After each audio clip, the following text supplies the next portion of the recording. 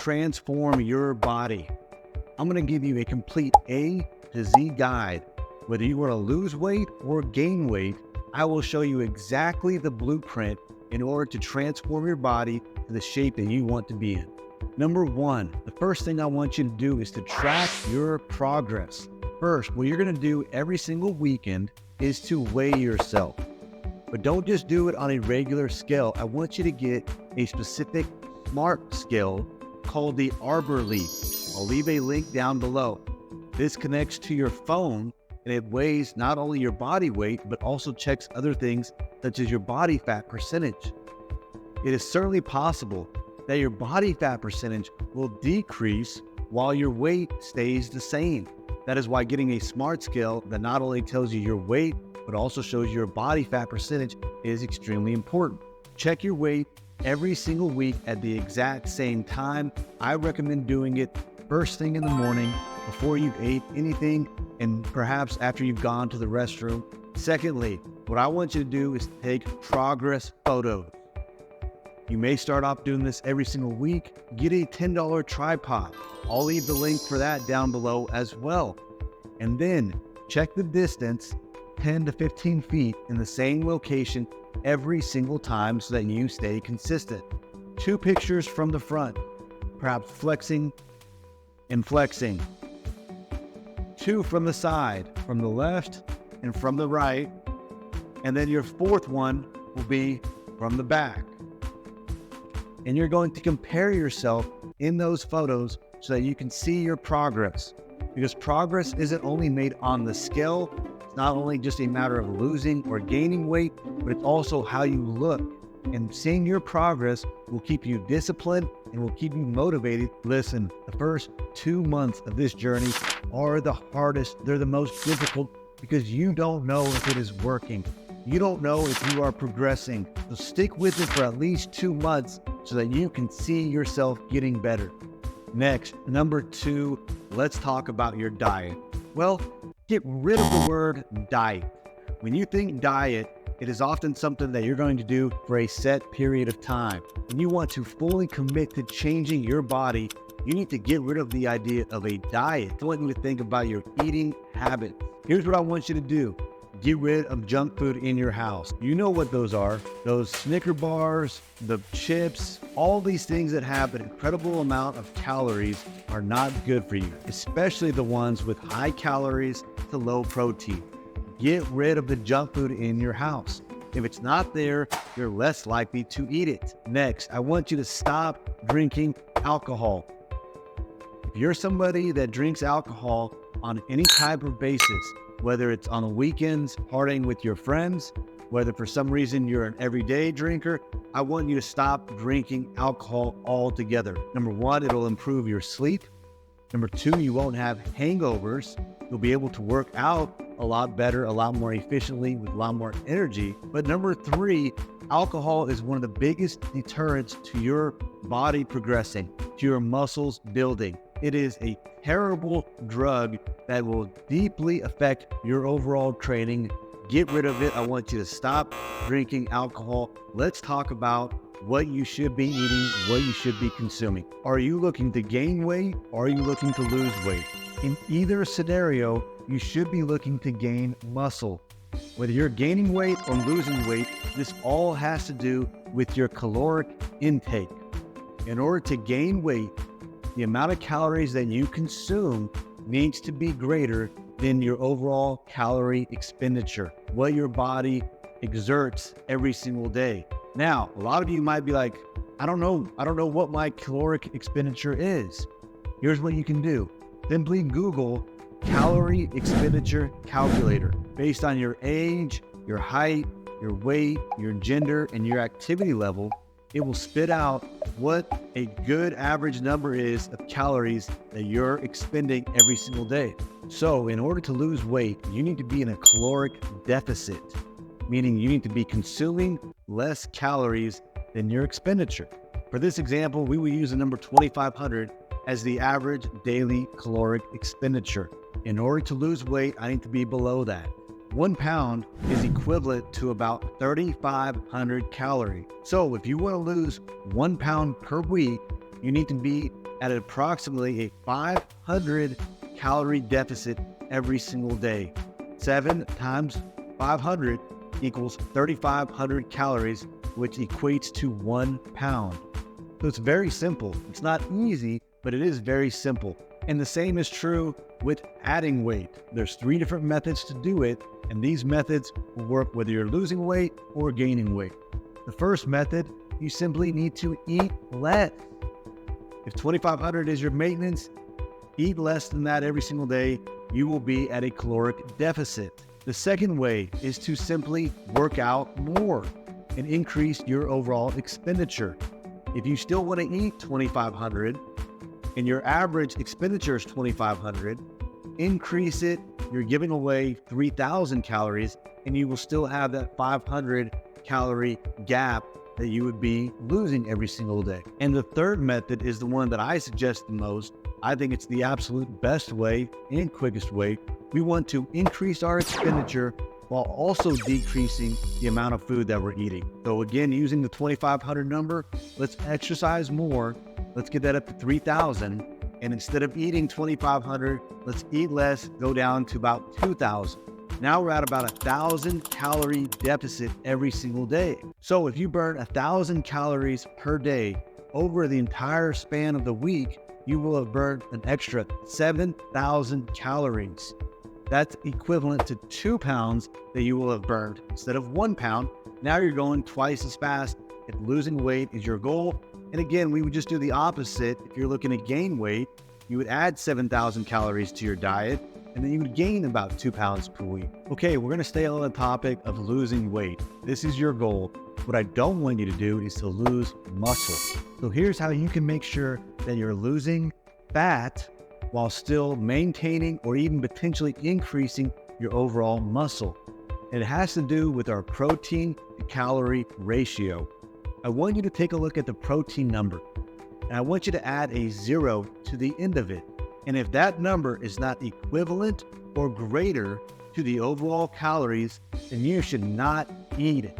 If you want to maintain or increase your overall muscles, your overall strength, you need to be eating approximately 1 gram of protein per body weight. So if you're 145 pounds, you should be aiming to eat right around 145 to 150 grams of protein every single day. But how can you do that while also ensuring that you're in a caloric deficit? That's where the protein to calorie ratio is so important.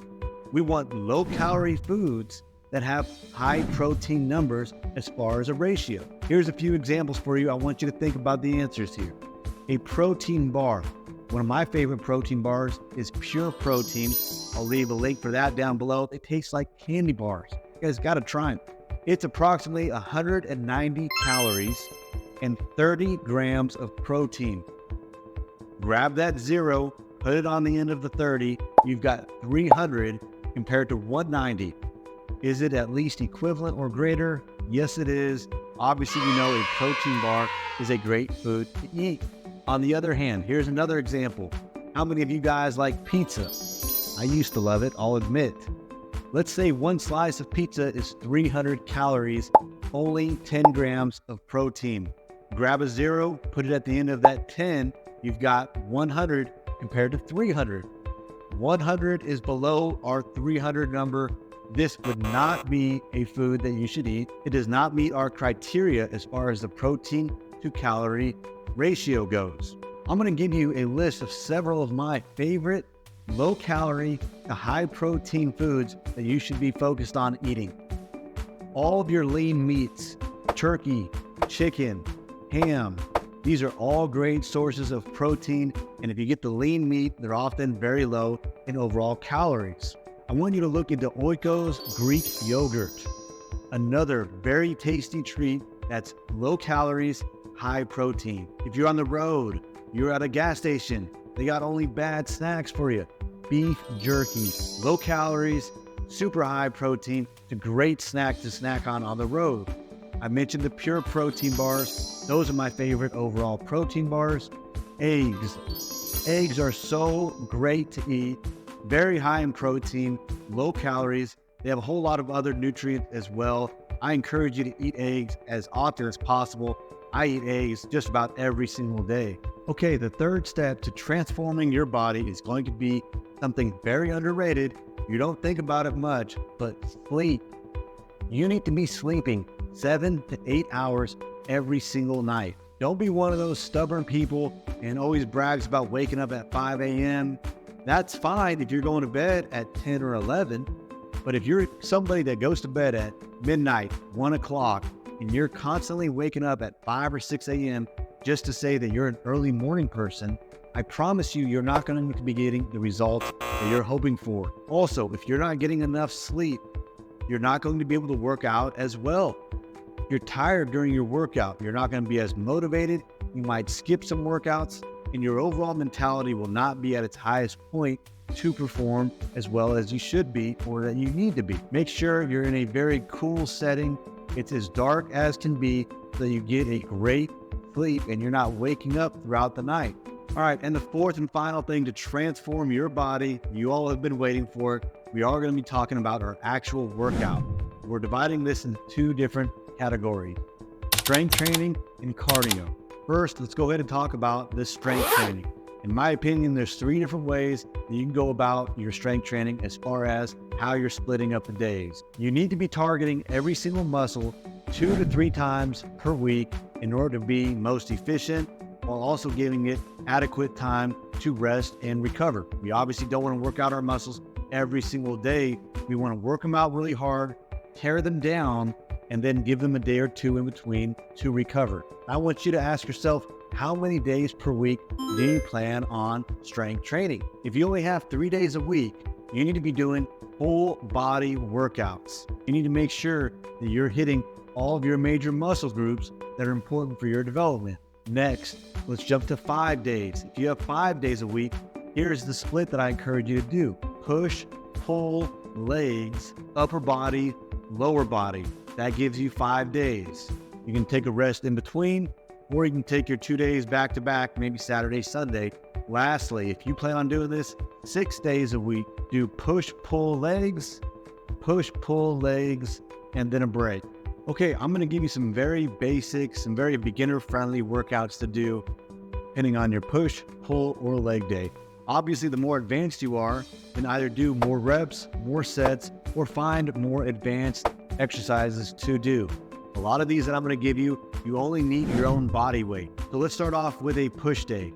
You can do regular push-ups. You can do diamond push-ups, which targets more of your triceps, and get into pike push-ups, where your body will be in a V shape. Either do pike push-ups or you can do pike holds. Another easier variation, if some of those are more difficult, would be just doing negative push-ups, where you start from the top and you just go down as slowly as possible. Other things that you can be doing on push day would be wall walk-ups. You could then eventually work on handstand push-ups, where you're working on your shoulders. Lastly, try to find a straight bar and do straight bar dips. These are a little bit more difficult than when they're on your side, but you could find a straight bar almost anywhere. Put your hands on it and work on straight bar dips. Next, let's move on to a pull day and what some great pull exercises are, specifically with just your body weight. Starting with some of the more simpler ones, you can get on a bar and just do scapular pull-ups, where you are basically just shrugging and you're moving your shoulders up and down. You can also just hang on the bar. Just hanging on it is another great exercise to really stretch out your back. As you get stronger and more advanced, obviously you want to work on doing actual pull-ups.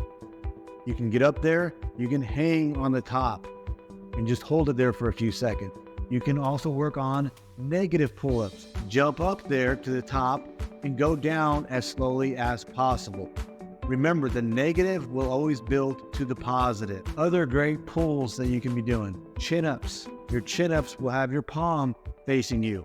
This is going to target more of your bicep work, but will also engage your back muscles as well. You can also work on commando pull-ups, where you have the bar in front of you and you're pulling to the side.